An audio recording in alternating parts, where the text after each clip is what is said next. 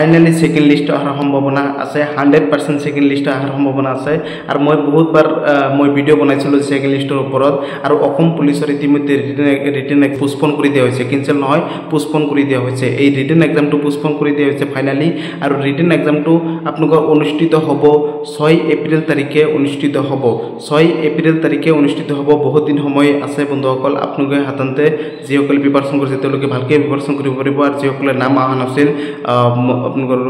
কিছুমান কেণ্ডিডেটৰ অলপ নাম্বাৰৰ বাবে নাম অহা নাছিল তেওঁলোকৰ হাততে 100% নাম অহাৰ চান্স আছে সেকেন্ড লিষ্ট অহাৰ চান্স আছে আৰু এইটো ভিডিও ইমান শেয়াৰ কৰি দিব অফিচিয়েল ভাবে ডাইৰেক্ট নোটিছ আহিছে 1 ঘণ্টা হোৱাই নাই বন্ধুসকল ভিডিওটো অনলাইন শেয়াৰ কৰি দিব অসম পুলিচৰ ৱেবছাইটত ডাইৰেক্ট নোটিছ আহিছে আৰু নোটিছখন আপোনালোকে চাবই পাৰিছে আৰু অসম পুলিচৰ ৱেবছাইটত এই নোটিছখন আপোনালোকে ভিডিওটো চোৱাৰ পিছত আপোনালোকে যাই কিনে ডাউনলোড কৰি চাব পাৰিব 6 এপ্ৰিল তাৰিখে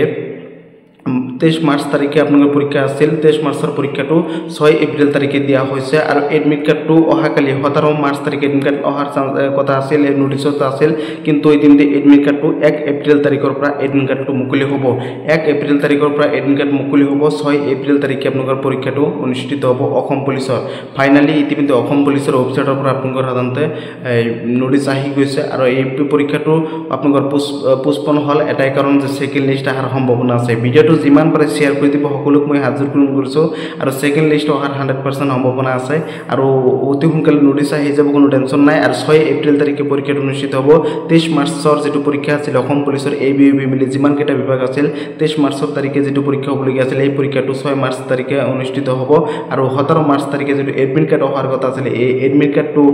1 এপ্ৰিল তাৰিখে এডমিট কাৰ্ড মুকলি হ'ব ৰাতিপুৱা 11 বজাৰ লগে 1 এপ্ৰিল তাৰিখে বন্ধুসকল ফাইনালি পোষ্টপন হ'ল বন্ধুসকল এক্সামটো পোষ্টপন হ'ল আৰু ভিডিওটো যিমান পাৰে শেয়াৰ কৰি দিব চেনেলটো সাবস্ক্ৰাইব কৰি দিব যিমান পাৰে গ্ৰুপ আছে ই আছে সকলো শেয়াৰ কৰি দিব আৰু হয়তো 100% ইতিমধ্যে খবৰটো যাতে সকলো লগে গম পায় সেকেন্ড লিষ্টৰ অপেক্ষা যিসকল আছে ভিডিওটো অনলাইন শেয়াৰ কৰি দিব চেনেলটো সাবস্ক্ৰাইব এটা কৰি দিব ধন্যবাদ।